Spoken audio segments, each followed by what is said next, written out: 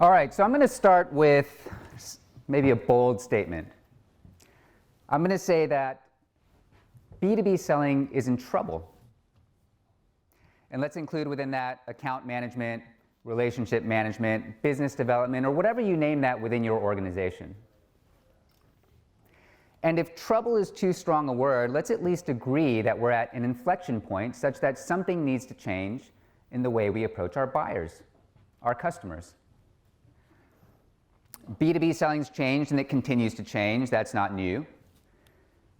It's certainly become more virtual over the last couple of years. 60% of buyers say they work remotely at least half the time, and more want to. There's a lot more sales technology in the market. And buyers have access to more information, putting them in more control of the buying process.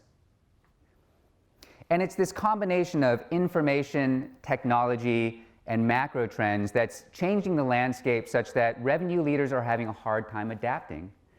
In fact, we saw that 2/3 of organizations reported missing sales targets in July. So what's actually happening? Well, for one, the sales process is getting more complex. Our research shows that the average buying committee is now 13 people. It wasn't that long ago that this number was 6.8 from research that CEB did. And uncertainty in the macroeconomic environment is only exacerbating this as there's more scrutiny by more people over spend. It's also introduced this idea of FOMO. Has anybody heard that acronym before? FOMO, the fear of messing up. Buyers don't want to be responsible for making a bad decision. They want the support of others to reduce that feeling of risk. Now, not only do sellers need to navigate more buyers, but these buyers are moving around more frequently. We've all heard of the term the great reshuffle. That doesn't exclude buyers. I'm sure we've seen a lot of people within our own organizations moving around. 74% of salespeople say that customers have moved more in the last year than previously, and that's had an impact. 79% say that they've had a deal lost or stalled due to a buyer changing roles. Does that sound familiar to anybody? Fun fact, so in January, we see a spike in decision-maker job changes. So if any of you are in the middle of a negotiation or a sales process right now that you expect to go into the new year, just something to keep in mind. Second, buyers are a lot more autonomous because they have access to more information. In fact, sellers only have 5% of a buyer's total purchase time. That's a very small window of opportunity to influence a decision. Add to that buyers are typically 2/3 of the way through a purchase journey before ever engaging a seller because they're doing all the research, means they already know a lot about your company, your products, the features, your competitors, even the price. That makes it very hard to add any incremental value. And then finally, there's a lot more noise out there. We've seen that since the pandemic, sales emails have increased by 79%. 79%. And not surprisingly, response rates have dropped by 30%. No wonder there's a divide between buyers and sellers. With buyers putting in a lot of the legwork, sellers are increasingly out of touch with what buyers want or need. They want an advisor. Actually, 87% of buyers say that they would consider a product or a service if a salesperson changed the way they thought.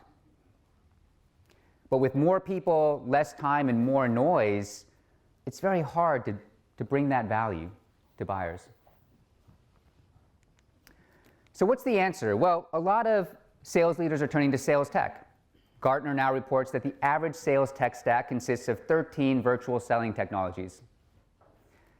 70% of sellers say they use sales tech daily or weekly. But the sales tech that was intended to help is actually exacerbating the problem. The problem of noise that's created by more emails, more outreach. They encourage a wide approach to selling that focuses on the who, albeit with indiscriminate targeting, and I'm sure we've all been on the other end of that. Paul was on the other end of it yesterday, getting that cold call, the perfect solution. But they lack the depth around the when and the how to engage. And then on top of that, the data is often poor. It's stale. because it's scraped and therefore static.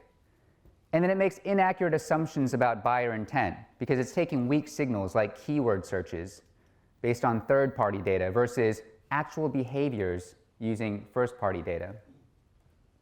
It's this high-volume, wide approach to selling that we call shallow selling. Einstein said that the definition of insanity is doing the same thing over and over again, expecting a different result. And you can argue that sales tech actually encourages sellers to do what they've always done, except at scale, amplifying the things that no longer work. And we've seen from the challenges that more of the same is not the answer going forward. But what we have found is that top performers are doing things very differently. It may seem counterintuitive, and by the way, top performers we define as those that are achieving 150% or more of their quota. It may seem counterintuitive, but they're actually spending less time selling. In fact, 10% less time than their peers. Instead, they're using that time researching, going deep on their accounts and their buyers. 69% of top performers say they always perform research before reaching out to a buyer, versus 34% on average. They're flipping the script and they're spending the time identifying and nurturing and building out relationships, seeing that as a necessary input to the sales process before the sale is done versus an output. They understand the value of relationships, that buyers value a human touch. In fact, more than half of buyers say that they've bought from sellers who they knew at a previous company. On top of this research, we see that they're employing certain habits that are insights-driven. For one, they're prioritizing accounts with the most opportunity. They spend the time understanding things like growth trends of companies or funding announcements as signals of readiness and opportunity. They understand which 20% of their book is going to drive 80% of the value, and it's not always the biggest companies. Second, they reach out to buyers when they're ready. It's one thing to know who potential buyers might be. It's a completely different thing to know what the right time to reach out is. In fact, research from our marketing solutions business showed that 95% of buyers are not ready to buy today. So it's important to know what the right time is and cut through the noise and maximize your own efficiency. And then finally, they invest in building out their networks, knowing that multiple relationships lead to better outcomes. Remember that number, 13 people on average as part of a buying committee. We've also found that sellers who are connected on LinkedIn to 4 or more people at an account are 16% more likely to close a deal with that account than those with fewer than 4 connections. We actually did the analysis internally on our own team and found a correlation between connection density and quota attainment. So more research, insights-driven habits. This is a deeper approach to selling that we believe every commercial organization needs to embrace to be successful going forward.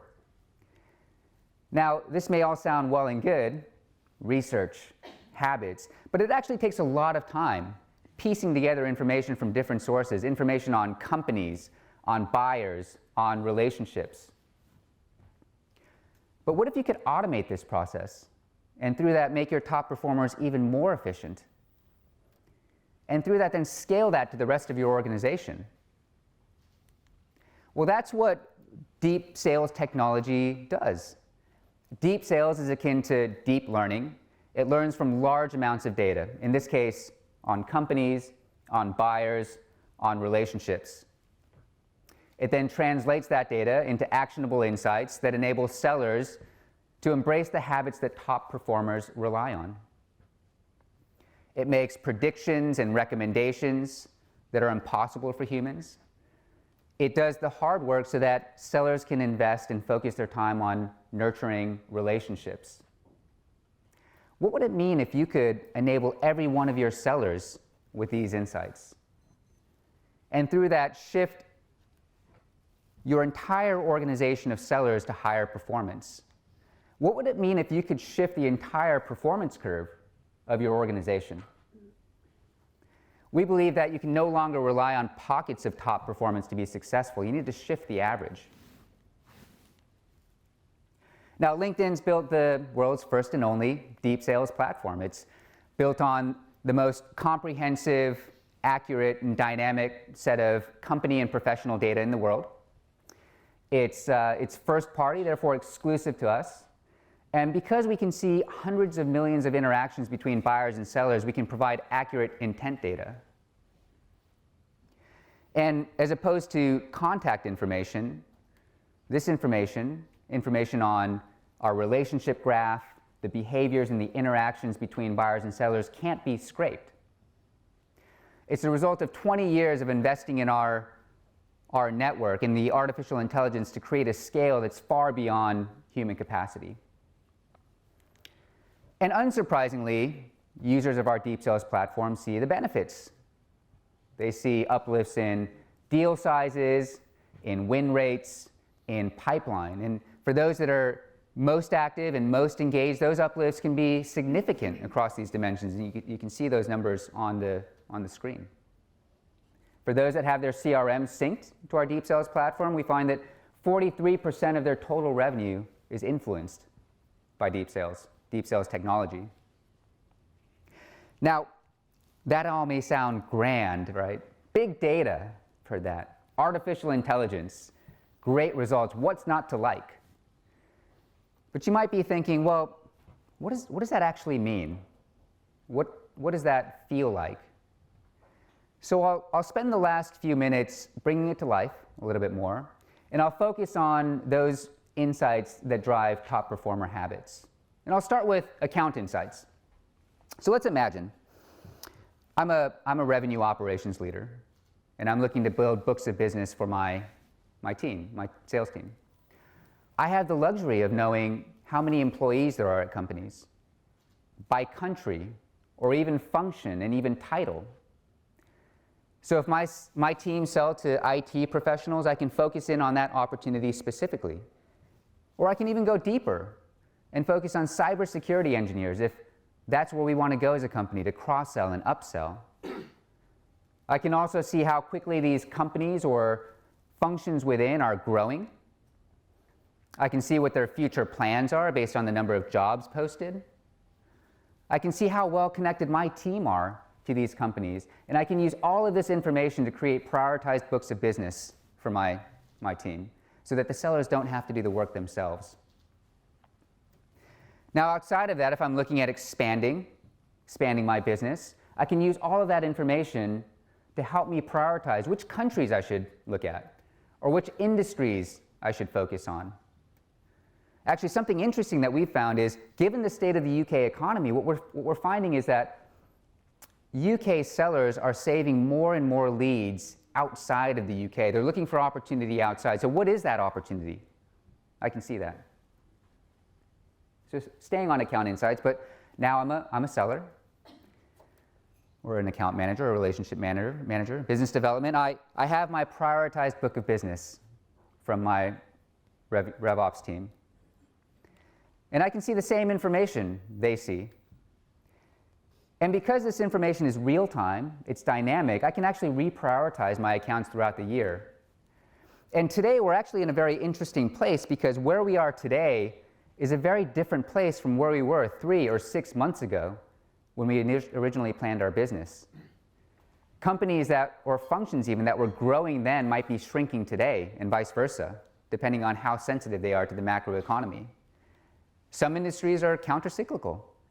So I may want to rethink, which industries should I focus on today versus what I thought 3 months ago? Or which companies should I be prioritizing today versus what I thought 3 or 6 months ago?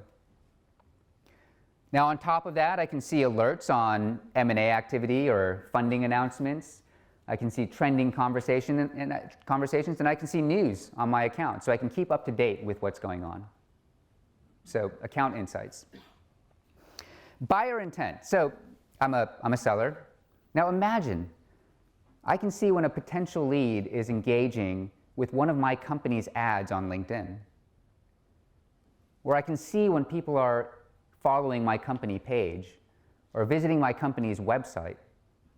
I can see when a company or a function is accelerating growth. I can use all of these as signals to help me know what the right time to reach out is, signals of readiness, signals of intent. Of course, I can see when a potential lead is posting on LinkedIn, and I can reach out. Hey, Sally, great that you're interested in sustainable growth. Here's some information that might be helpful to you, how we think about sustainability.